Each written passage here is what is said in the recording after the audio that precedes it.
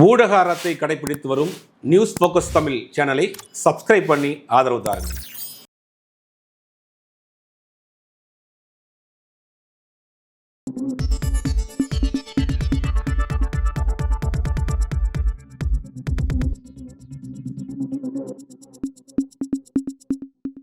வணக்கம் சார். வணக்கம்.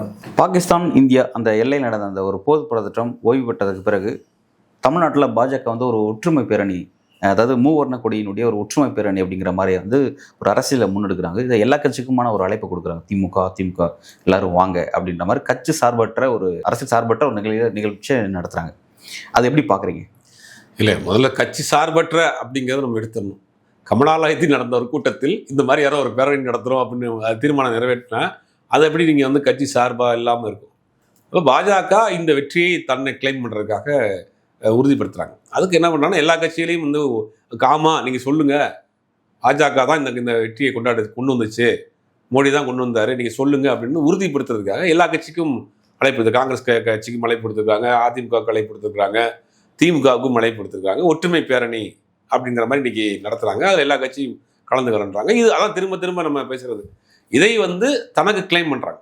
இந்தியா நடத்திய ஒரு போரை தனக்கு சாதகமாக அரசியல் ரீதியாக இதை பயன்படுத்தி கொள்வதற்காக இந்த பேரணியை நடத்துகிறாங்க. அடுத்து வரக்கூடிய 2026 தேர்தல் பார்த்தீங்களா, சிந்தூர் போரில் இந்தியா எவ்வளோ பெரிய வெற்றியை மோடி கொண்டு கொடுத்தார் அப்படின்னு நாங்கள் அப்போயே ஒரு ஒற்றுமை பேரணி நடத்துகிறோம். அப்போ இந்த வெற்றியை தனக்கானதாக மாற்றுவதற்கான பேரணியாக தான் நம்ம இதை பார்க்கணும். வேறு எப்படி பார்க்கணும்? ஏன்னா ஒரு அரசியலுக்கு சார்பு இல்லாத ஒரு பேரணினா நீங்கள் ஒரு பொது இடத்துல அதுக்கு உண்டான தீர்மானங்கள் நிறைவேற்று, கமலாலயத்தில் ஒரு தீர்மானத்தை நிறைவேற்றிட்டு இங்கே அரசியல் சார்பில்லை அப்படின்றது எப்படி அதை ஏற்றுக்கிற முடியும்? பாஜக சார்பில் நடத்துகிறாங்க, அது எல்லா கட்சியும் ஆதரவு கொடுங்க அப்படின்னு கூட நம்ம எடுத்துக்கலாம். இப்போ தனிப்பட்ட முறையில் ஸ்டாலின் ஒரு தேசிய கொடி ஏற்றிக்கிட்டு அவர் ஒரு பேரணி போனார். எடப்பாடி பழனிசாமி செய்யலை, அதிமுக செய்யலை. ஓகே, இப்போ எல்லாரையும் அழைச்சி அதே மாதிரியான ஒரு விஷயத்தை முன்னெடுக்கணும்னு சொல்லி ஒரு எடுக்கிறாரு. அப்படின்னும் போது எப்படி மற்ற கட்சிகளுடைய அட்டென்ஷன் இதுக்கு எப்படி இருக்கும்? இல்லை, அது வேற. அது இந்திய ராணுவ வீரர்களுக்கு ஆதரவு தெரிவிப்பதற்காக ஒரு பேரணி நடக்கும். அது எல்லா மாநிலத்திலையும் இந்த மாதிரியான போர்க்காலங்களில் ராணுவ வீரர்களுக்கு ஆதரவு தெரிவிப்பதற்காக சினிமா நடிகர்கள் அந்த மாதிரியான ஆட்கள் அவங்களை உற்சாகப்படுத்துறதுக்காக சில நிகழ்ச்சிகள் பண்ணுவாங்க. அங்கே பார்டரில் போய் அவங்கள உற்சாகப்படுத்துறதுக்கான கலை நிகழ்ச்சியில் சோர்வடையாமல் இருக்கிறது பண்ணுவாங்க. அதெல்லாம் காலங்காலமாக இருந்திருக்கு.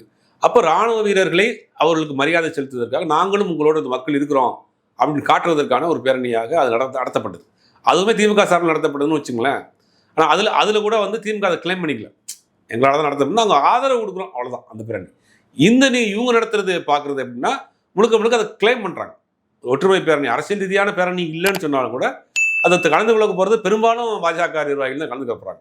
அதை எப்படி கண்டிப்பாக எல்லா கட்சிக்கும் அழைப்பு கொடுக்குறாங்க. அதிமுக திமுக எல்லாரும் அதான் எல்லாரும் சேர்ந்து எங்களுக்கு கன்ஃபார்ம் பண்ணுங்க, நாங்கள் தாங்கிறத டிக்ளேர் பண்ணுங்க அப்படிங்கிறது அதுக்குள்ள ஒரு நுண்ணி அரசு. பாஜக அரசை பொறுத்த வரைக்கும் சமீப காலமாக பார்த்தீங்கன்னா இந்த முருகன் கோயிலுடைய முருகன் சாமி நிறையா போயிட்டு இருக்கு. இப்போ பார்த்தீங்கன்னா தமிழ்நாட்டில் நீங்கள் எந்த கிராமத்துக்கு போனாலும் சரி ஒரு முருகன் கோயில் இருக்கும். சின்னதாக ஒரு முருகன் கோயில் இருக்கும், ஒரு முருகன் சிலை இருக்கும், எல்லாருக்கும்.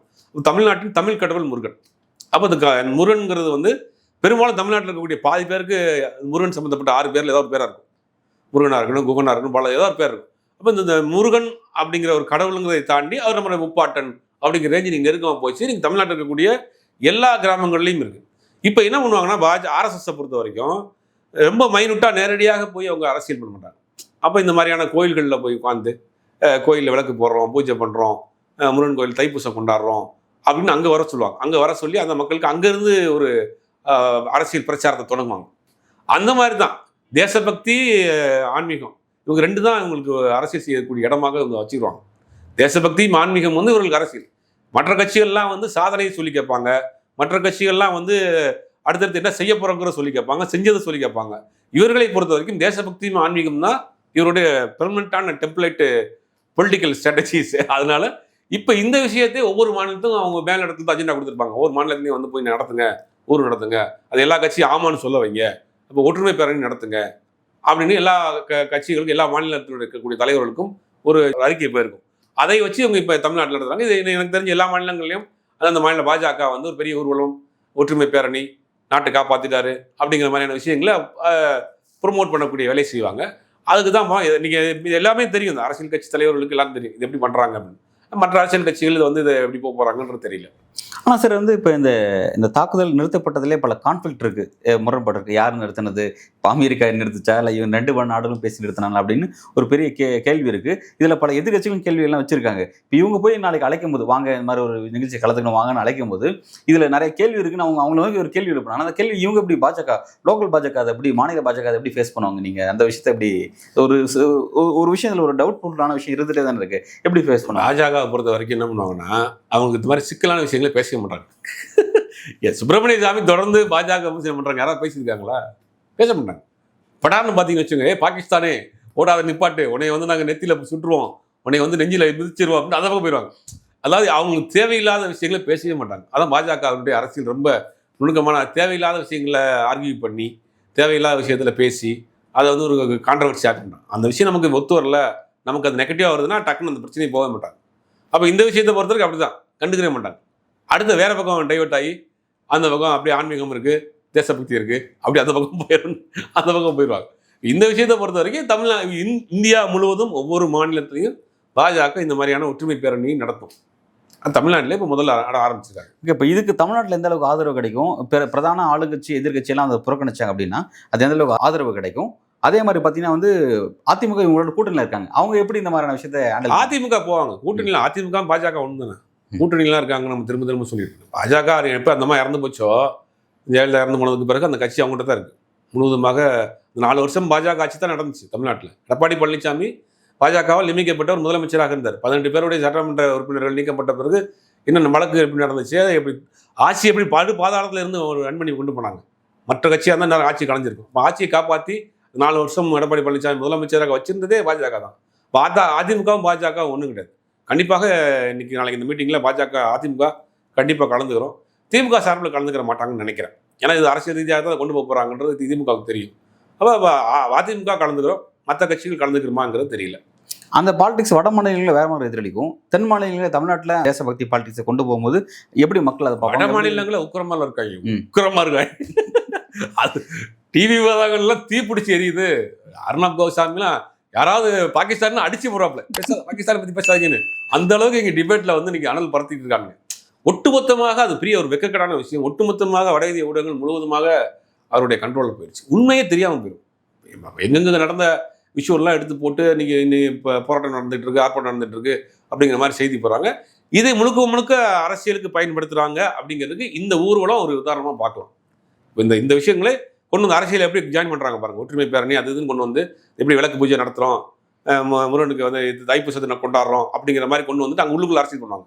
அதே மாதிரி தேசபக்திங்கிற பேரில் கொண்டு வந்து இதை கொண்டு வந்தது பாஜக தான் அப்படின்னு ஒன்று கரெக்டாக வந்து நிப்பாட்டுவாங்க. இப்போ கரெக்டாக தான் தேர்தல் தமிழ்நாட்டில் அடுத்த வருஷம் தேர்தல் வரப்போகுது. இப்போ தமிழ்நாட்டில் கேரளா அப்புறம் 5 மாநில தேர்தல் நடக்கும்போது 5 மாநிலத்தில் இது ரொம்ப பெரிய அளவில் இந்த விஷயங்களில் வரக்கூடிய காலங்கள் இதே மாதிரியான நிகழ்ச்சி நிறைய நடத்துறதுக்கு வாய்ப்பு. வெற்றி விழா நடத்துவாங்க, பாராட்டு விழா நடத்துவாங்க, ஊர்வலம் நடத்துவாங்க. தொடர்ந்து இதை ப்ரமோட் பண்ணிக்கிட்டே இருப்பாங்க, சிந்தூரை ப்ரமோட் பண்ணிட்டே இருப்பாங்க. ஆனால் இதை வந்து எதிர்கட்சிகள் தவிர்க்கும் போது அவங்கள வந்து தேசத்துக்கு விரோதமான ஒரு நெரேட்டிவ் ஈஸியாக செட் பண்ண முடியும். அப்போ எதிர்கட்சிக்கு ஒரு நெருக்கடி இருக்குன்னு நெருக்கடி கொடுப்பாங்க. தெரிஞ்ச விஷயம் தானே. இதை நீங்கள் வந்து அந்த மலை வடிவேல ஒரு காமெடி இருக்கு பாருங்க, மலை மேலே தெரியுதா பாரு, தெரியலன்னா வந்து யாருமே பொண்டாட்டி பத்னி கிடையாது, ஆமா தெரியுன்றாங்க. அந்த மாதிரி இது இல்லைன்னு சொன்னா நம்ம வந்து தேச விரோதின்றாங்களோ அப்படின்னு பயந்து போய் காங்கிரஸ் கட்சி இன்னைக்கு அந்த விஷயத்துல ரொம்ப ஈகோ. இதில் ஏதாவது கருத்து சொன்னோம்னோ இதை ஏதாவது பேசணும்னா நம்ம வந்து தேச விரோதின்றாங்க அப்படின்றதான் காங்கிரஸ் கட்சி ரொம்ப மைல்டா இந்த விஷயத்த. பாஜகவினுடைய அரசியல் தான் எங்க டச் பண்றாங்க பாருங்க. இதை ஏதாவது சொன்னோம்னா இதுக்கு யாராவது போகலன்னா இதுக்கு ஆப்போசிட்டா பேசினா கேள்வி கேட்டாலே உடனே அவன் தேச விரோதி, கேள்வி கேட்டாலே அவன் வந்து ஆன்டி இண்டியன் அப்படிங்கிற ஒரு விஷயத்த அவங்க கரெக்டாக பண்ணுறாங்க. சென்சிட்டிவான மேட்ரு. அப்போ இதை வந்து மக்கள் மத்தியில் ஈஸியாக போகும். ஆன்மீகமும் தேசபக்தியும் ரொம்ப சென்சிட்டிவான விஷயம். நீங்கள் யார் பேசினாலும் அவங்க ஆப்போசிட்டாக மாறி. அப்போ ரெண்டையும் தான் இவங்க வச்சு பண்ணுறாங்க. அப்போ எதிர்கட்சியில் இது ரொம்ப அரசியல் ரீதியாக இயக்கமாக இல்லாத கட்சிகள் வந்து ஈஸியாக ஹேண்டில் பண்ணிட்டு போயிடுவாங்க. திராவிட கழகம் மாதிரியான விஷயங்கள்லாம் ஈஸியாக ஹேண்டில் பண்ணிட்டு போயிடுவாங்க. அரசுக்கு ஓட்டு அரசியல் தேவையில்லை. ஓட்டு அரசியலை நம்பி இருக்கக்கூடிய கட்சிகள் இதை கொஞ்சம் ஸ்மூத்தாக தான் ஹேண்டில் பண்ணுவாங்க. இப்போ இந்தியா பாகிஸ்தான் விஷயத்தில் வந்து அந்த ராணுவ பெண் அதிகாரி சோஃபியா குரோஷியா வந்து அவங்க தான் வந்து ப்ரெஸ் அட்ரஸ் பண்ணி பேசுனாங்க. அவங்கள பற்றி பாஜகவுடைய மத்திய பிரதேச அமைச்சர் வந்து ஒரு கருத்து சொன்னார், ஒரு மோசமான ஒரு கருத்து. அது என்னன்னா வந்து இது மாதிரி வந்து பாகிஸ்தான் தங்கைகள் மூலமாகவே நாங்கள் ஒரு பதிலடி கொடுத்துட்டோம் அப்படின்னு சொன்னதுக்கப்புறம் வந்து அது பெரிய சர்ச்சையாச்சு. உடனே வந்து அவர் அந்த கருத்தை திரும்ப பெறாரு. ஓகே, இப்போ இந்த பிரச்சனையை வந்து எதிர்கட்சிகள் இது எப்படி கையாளுறாங்க? இந்த மாதிரியான ஒரு சென்சிட்டிவான விஷயத்தில் கருத்து சொல்லி பாஜக சிக்கும் பொழுது அதை எப்படி கையாளுறாங்கன்னு நீங்கள் பார்க்குறீங்க? இல்லை, பாஜக மத்திய பிரதேசத்தில் பாஜக காங்கிரஸினுடைய நிர்வாகிகள் போய் அவர் வீட்டை முற்றுகையிட்டு அவருடைய பேனர்லாம் கருப்பு மையெல்லாம் ஊற்றி அழிச்சிருக்காங்க. மத்திய பிரதேசத்தில் பாஜக காங்கிரஸ் கட்சி அங்கே ஒரு பெரிய அளவில் ஒரு போராட்டத்தை எடுத்துட்டு, ஆனால் இந்திய அளவில் அதை கொண்டு போயிருக்கணும். இந்தியாவுக்காக பாடுபட்ட இந்திய மேஜராக இருக்கக்கூடியவர்கள் அதை நான் நிறைய அவங்க பேசியிருக்காங்க. அவங்க பேசின வீடியோலாம் சோசியல் மீடியாவில் பயங்கரமாக போயிட்டுருக்கு. நான் பிறப்பால ஒரு இஸ்லாமியனாக இருந்தாலும் நான் ஒரு முதல்ல இந்தியன் தான், இந்தியா மீது தான் நம்ம அடுத்ததாக என்ன எல்லா விஷயமே அப்படின்ற மாதிரி ரொம்ப சென்சிட்டிவாக அவங்க பேசியிருக்காங்க. முக்கியமான ஒரு மேஜராக அங்கே இருக்கிறாங்க. பெரிய அளவில் இந்த இந்த ஆப்ரேஷன் பெரிய அளவில் எடுத்துகிட்டு போனது முக்கியமான நபராக அவங்க இருக்கிறாங்க. அதை பாராட்டுவதற்கு விட்டுட்டு அவங்கள நீங்கள் மத ரீதியாக அவங்கள கோட் பண்ணுறது இதுதான் பாஜக மண்டியில் இருக்கக்கூடிய விஷயம். அது சில பேர் உள்ளுக்குள்ளே பேசிக்கிறாங்க, இவர் வெளியில் பேசிட்டார், அவ்வளோதான். இப்போ அவங்கள கொண்டு வந்ததே அது இந்த மாதிரி பார்த்தியா, நாங்கள் பாஜக பாகிஸ்தானை அவங்க பாகிஸ்தானை சேர்ந்த ஒரு முஸ்லீமே வச்சு பாகிஸ்தானை காலி பண்ணிட்டோம் அப்படிங்கிற மாதிரியான ஒரு பிம்பத்தை கிரியேட் பண்ணுறதுக்காக தான் அவங்க கொண்டு வராங்க. எத்தனையோ பேர் இருந்தால் கூட அவங்க கொண்டு வந்திருக்காங்க, அது வேற விஷயம். பாஜக உள்ளே இருக்கக்கூடியவர்கள் பேசுகிற பேச்சுலாம் இதெல்லாம். ஆனால் இது அவர் ஒரு அமைச்சராக இருக்கிற வெளியில் பேசிட்டாரு, அது எதிர்ப்பு தெரிவிச்சுட்டாங்க, உடனே மன்னிப்பு கேட்டாங்க. இவர்கள் எல்லாமே சாதிய மதமாக தான் பார்ப்பாங்க, எல்லாமே ஆன்மீகமாக தேசபக்தியாக மதமாக தான் இவங்க எல்லாத்தையும் பார்ப்பாங்க. இந்த விஷயத்தில் அப்படி தான் நான் பார்த்துருக்குறேன். அடுத்த கட்ட நகர்வை பொறுத்திருந்து பார்ப்போம். நன்றி.